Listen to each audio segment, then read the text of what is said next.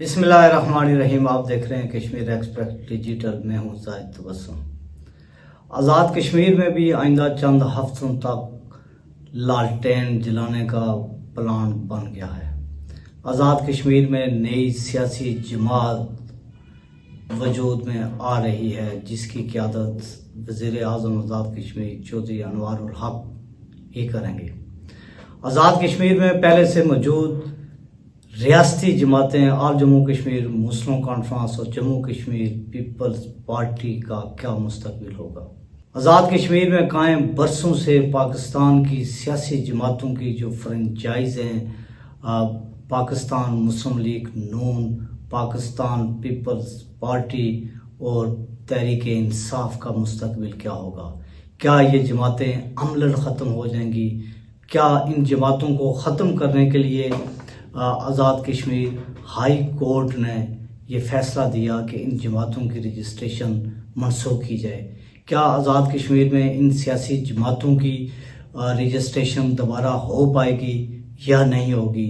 और जो आज़ाद कश्मीर में नई सियासी जमात बनने जा रही है, जिसकी बातगाश बड़ी तेज़ी के साथ आज़ाद कश्मीर के ऐवानों में और दुनिया भर में मुकीम कश्मीरियों के कानों तक पहुँच चुकी है, इसका मुस्तकबिल क्या होगा? क्या ये रियासती जमात कामयाब हो पाएगी? ये आवाम को रिलीफ दे पाएगी?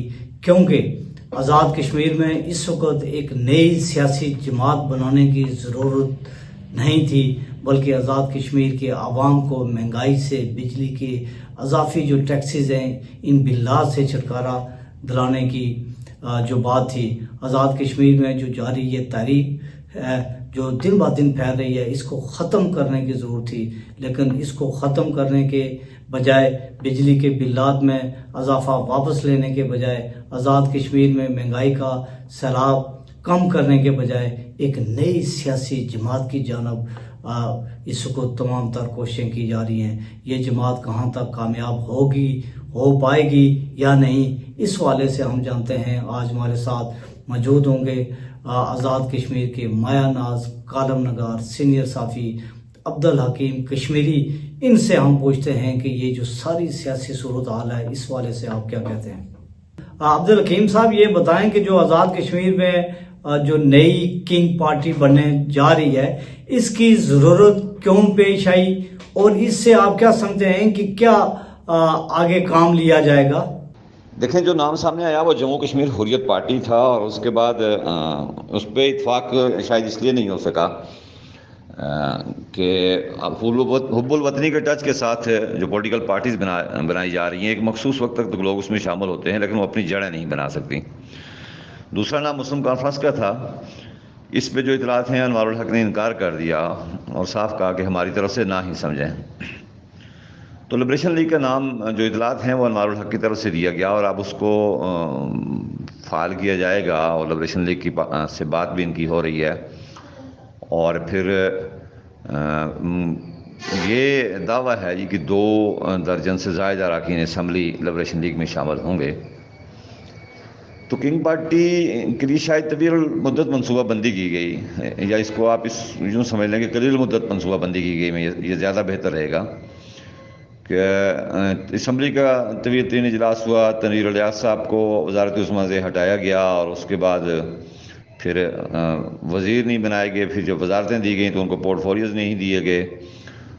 और तो ये जो सारी चीज़ें हैं, इसका बुनियादी तौर पर ताल्लुक़ यही था कि आज़ाद कश्मीर के सेटअप में कोई गैर मामूली तब्दीली की जा रही है, या जो पॉलिटिकल सिस्टम है, जो सियासी जमातें हैं, उन पर इतने एतमाद किया जा रहा है। तो इस सूरत हाल में जो अहम सवाल है, जिसका आपने भी कहा कि इसकी वजह क्या है, वो यही है कि ये एक ऐसा सेटअप मौजूद है, सब ताबेदार हों, सब बात सुन रहे हों, अवामी एक्शन कमेटी के जो रद्द-ए-अमल उनकी तरफ से आया उसके साथ ना खड़े हों, सब लब्बाइक कह रहे हों, और फिर भी आप उन पर अदम एतमाद करके एक नई पार्टी बना रहे हों, तो उसकी वजह क्या है? मेरा ये ख्याल है कि शायद कुछ गैर मकबूल फ़ैसले लिए जाएंगे किसी रियासती पार्टी से, और रियासती पार्टी की जो प्रैक्टिस है, जिसको माजी में शायद शजर ममनू करार दिया जा रहा था, उसको एक मरतबा फिर सामने लाया जा रहा है। حکیم صاحب یہ بھی بتائیں کہ جو پاکستان کی سیاسی جماعتیں تھیں جو اس وقت آزاد کشمیر میں کام کر رہی تھی اور ان کا مستقبل آپ کیا دیکھتے ہیں؟ کیا وہ ختم ہو جائیں گی یا ان کا مستقبل کیا ہے؟ یہاں تک آپ نے بات کی جی کہ جو فرنچائز ہیں پاکستان مسلم لیگ نون کی، پاکستان پیپلز پارٹی کی اور پاکستان تحریک انصاف کی، ان کا مستقبل کیا ہوگا؟ تو آزاد کشمیر ایک ایسا خطہ ہے یہاں پہ اسلام آباد کی پولیٹیکل پارٹیز کے ساتھ ہی جو بھی پولیٹیکل پارٹیز وہاں اقتدار میں آتی ہے تو مظفر آباد میں اسی کو اقتدار ملتا ہے۔ ٹریک ریکارڈ آپ دیکھ لیں، 85 میں پاکستان میں ماشاء اللہ تھا تو یہاں سکندر حیات تھے، پھر وہاں پیپلز پارٹی آئی تو ممتاز حسن راٹھور بنے، جب بینظیر کو گھر بھیج دیا گیا 58-20 استعمال کر کے تو اس کے مد مقابل دوبارہ جب پاکستان مسلم لیگ اقتدار میں آئی، نواز شریف تھے تو اس وقت یہاں سردار عبدالقیوم صاحب پرائم منسٹر بنے۔ ایک مرتبہ پھر پیپلز پارٹی آئی تو اس وقت بیشر سلطان پیپلز پارٹی میں شامل تھے تو یہاں پیپلز پارٹی کی حکومت بنی۔ پاکستان میں ایک دفعہ پھر مارشل آیا، پرویز مشرف کا جو دور تھا، تو یہاں مسلم کانفرنس کی حکومت بنی، اور مارشل اللہ کے بعد جب یہاں دوبارہ معاملات 2006 میں بھی یہاں یہی پوزیشن تھی، مسلم کانفرنس کی حکومت بنی، اور پھر 2006 سے 2011 تک 4 حکومتیں تبدیل ہوئیں تو پاکستان میں اس وقت پیپلز پارٹی کی حکومت تھی، تو اس وقت درمیان میں پیپلز پارٹی کو بھی معاملات ان کا بھی پرائم منسٹر آیا، اور پھر وہاں یہاں پہ 2011 سے 2016 تک پیپلز پارٹی کی حکومت رہی جو کہ اس وقت پاکستان میں پیپلز پارٹی کی حکومت تھی۔ 2016 میں یہاں نون لیگ اقتدار میں آئی کیونکہ اس وقت پاکستان میں نون لیگ کی حکومت تھی۔ تو یہ تو ایک یہاں ماحول ہے کہ وہاں جو جماعت ہوتی ہے وہاں یہاں اسی جماعت کو آن کیا جاتا ہے، اور اسی کو دیکھ کے یہاں کے جو سیاسی جماعتوں کے ورکر ہوتے ہیں جن کو ٹکٹ دیے جاتے ہیں اسمبلی کے، وہ اپنا فیصلہ کرتے ہیں، اور سیاسی جماعتوں کی اکثریت اسی کے حساب سے فیصلہ کرتی ہے۔ اب یہ جو رکھا ہے انہوں نے، جو اب 71 یا 74 سے پہلے یہاں 47 سے لے کر 74 کا جو عرصہ ہے یہاں آزاد کشمیر مسلم کانفرنس پر کیا گیا یہ کہ مسلم کانفرنس کو اقتدار میں لایا جائے۔ اس وقت ہر چیز مسلم کانفرنس کے گرد گھومتی تھی، درمیان کا کچھ عرصہ اس کا چھوڑ کے خورشید کا۔ تو اب بھی یہاں ایک ایسی پولیٹیکل پارٹیز جو ریاستی جماعتوں پہ اگر ہاتھ رکھا جا رہا ہے تو ایسی صورت میں یہ کیا جا رہا ہے کہ جو پارٹیز ہیں پاکستانی جماعتوں کی فرنچائز ہیں ان کو محدود کر دیا جائے گا۔ عبدالحکیم کشمیری صاحب یہ بتائیں کہ جو گزشتہ 2-3 ماہ سے آزاد کشمیر میں تحریک چل رہی ہے جو عوامی حقوق کے حوالے سے لوگ کر رہے ہیں، تو یہ اس کا آپ ڈرافٹ سین کیا دیکھ رہے ہیں کہ بجائے حکومت کو اس تحریک کو ختم کر کے جو نفرتیں پیدا کی جا رہی ہیں، جو نفرتیں پیدا ہو رہی ہیں ان کو کم کیا جائے، اس تحریک کو جو ہے نا ان کے مطالبات مان کر اس کو ختم کرایا جائے، اس کا آپ کیا ڈرافٹ سین کیا دیکھتے ہیں؟ حکومت کیوں دلچسپی نہیں لے رہی؟ دیکھیے، عوامی جوائنٹ ایکشن کمیٹی جن بنیادی مطالبات کو لے کر نکلی ہے، میں بصیر جرنلسٹ، بصیر شہری اس کی حمایت کرتا ہوں، اور اس کو شاید مزید کام کرنے کی ضرورت پڑے اور اتنی جلدی ان کے مطالبات کو جو میں سمجھتا ہوں تسلیم نہیں کیا جائے گا۔ دراصل شاید انہی معاملات کو کنٹرول کرنے کے لیے آزاد کشمیر میں کچھ اہم ترین فیصلے کیے جائیں۔ یہ الزامات بھی ہیں کہ اس کے پیچھے شاید کچھ بیرونی قوتیں ہیں جن کو سختی سے مسترد کیا جانا چاہیے۔